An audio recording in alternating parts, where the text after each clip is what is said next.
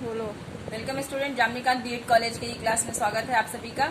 आज की क्लास में हम चर्चा करेंगे प्रोजेक्ट मेथड के डिमेरिट्स के बारे में। पिछले क्लास में हम लोग चर्चा किए थे प्रोजेक्ट मेथड के मेरिट्स के बारे में। तो पहले भी मैंने कहा है कि आप लोगों को हर एक सिक्के के दो पहलू होते हैं, मेरिट और डिमेरिट। तो आज हम लोग चर्चा करेंगे कि इसकी डिमेरिट क्या है, इसके दोष क्या है।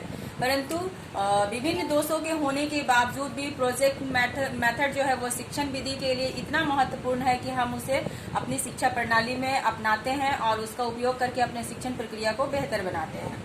तो आज के क्लास में हम चर्चा करेंगे योजना पद्धति के दोष के बारे में। सबसे पहला पॉइंट हमारा आता है अत्यंत जटिल पद्धति है। यह जो योजना पद्धति है ये काफी जटिल है, इसे करना बहुत आसान नहीं है। इसे बनाने में जो है काफी चिंतन करना पड़ता है कि हम किस प्रकार से योजना बनाएंगे कि वो सफलता प्राप्त हमको उसमें हो।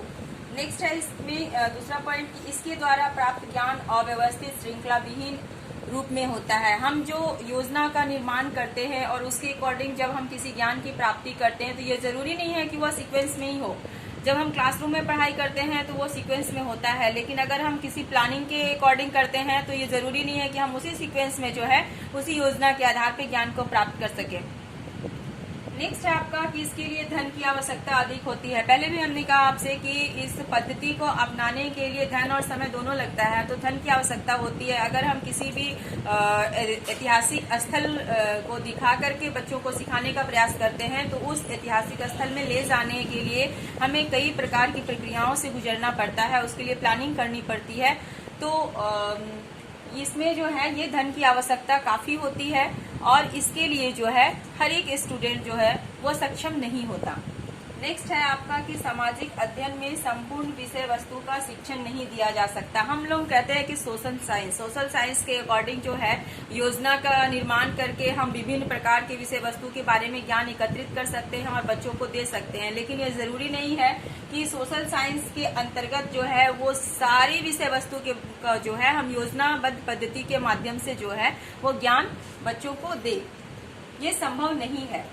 नेक्स्ट पॉइंट इसमें आता है यह अध्यापक के महत्व एवं स्थान को कम करती है। अगर हम योजना का निर्माण करके अगर उसी के अकॉर्डिंग अगर हम काम करते हैं तो टीचर्स का जो वैल्यू है वो कम हो जाता है। तो इस पद्धति के अकॉर्डिंग जो है वो अध्यापक का महत्व कम हो जाता है। नेक्स्ट है इसमें कि योजना पूरी करने में श्रम एवं समय काफी लगता है। किसी भी चीज के बारे में अगर हम योजना बनाते हैं, मैं योजना का टाइप्स मैंने आप लोगों को पहले भी बताया है कि योजना कई प्रकार के होते हैं। तो उसमें अगर हम उपभोक्ता पद्धति के आधार पर उपभोक्ता योजना पद्धति का अगर हम बात करते हैं तो उसमें हमें काफी समय लग जाता है। नेक्स्ट है आपको कि इसके संचालन में कुशल अध्यापक की आवश्यकता होती है। सिंपल सा है कि अगर टीचर्स को किसी चीज के बारे में जानकारी नहीं होगी तो वो बच्चों को उस विषय में अच्छे से नहीं बता सकता है। तो इस पद्धति को अपनाने के लिए वैसे कुशल टीचर्स की जरूरत होती है जिसके पास में उस योजना से संबंधित संपूर्ण जानकारी हो। नेक्स्ट है कि छात्रों की क्षमताओं के गलत मूल्यांकन का डर रहता है। हम स्कूल में क्लासरूम में जो है वो प्लानिंग करने के लिए देते हैं स्टूडेंट को कि इस तरह से प्लान करो। कोई भी अगर मान लीजिए वर्कशॉप हो या फिर सेमिनार हो या फिर अदर कोई विजिट टूर का ऑर्गेनाइज करने के लिए अगर हम दे देते हैं तो ये जरूरी नहीं है कि जो स्टूडेंट जो है वो अच्छी तरह से ऑर्गेनाइज करता है और जो स्टूडेंट अच्छी तरह से ऑर्गेनाइज नहीं कर पाता है, दोनों में हम कंपेयर करते हैं, दोनों का मूल्यांकन अगर हम इस आधार पर करते हैं तो यहाँ पर जो है हमारा मूल्यांकन गलत हो सकता है।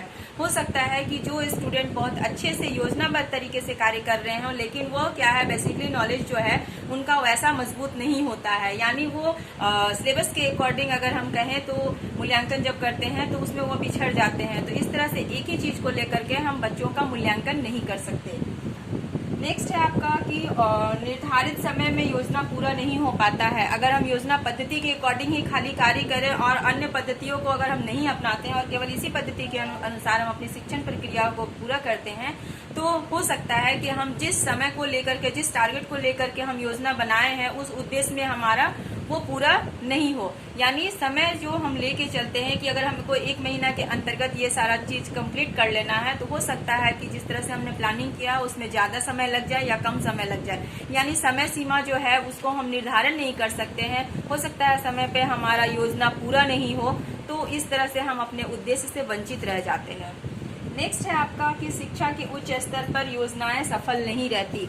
अगर हम हाई लेवल एजुकेशन की बात करते हैं तो वहाँ जो है हर तरफ हम इस प्रोजेक्ट मेथड के माध्यम से जो है हम अपने उद्देश्यों को नहीं पा सकते हैं। उसके लिए हमें अलग अलग तकनीकों, अलग अलग पद्धतियों को अपनाना पड़ता है। तो इतने सारे डिमेरिट्स होने के बाद भी योजना पद्धति के जो गुण मैंने आप लोगों से पिछले क्लास में चर्चा की है, उनके गुणों को देखते हुए उनके अवगुणों यानी उनके दोषों को हम लोग जो है वो इग्नोर कर सकते हैं और इस पद्धति को है बहुत हद तक हम इतिहास शिक्षण में या सोशल साइंस में हम इसको अपना सकते हैं। लेकिन ये जरूरी नहीं है कि सभी विषय वस्तु में हम प्रोजेक्ट मेथड का यूज करें, लेकिन परंतु कहीं कहीं जो है हमें इस मेथड का यूज करना अति आवश्यक हो जाता है और ये काफी लाभदायक होता है शिक्षण प्रणाली को बेहतर बनाने के लिए।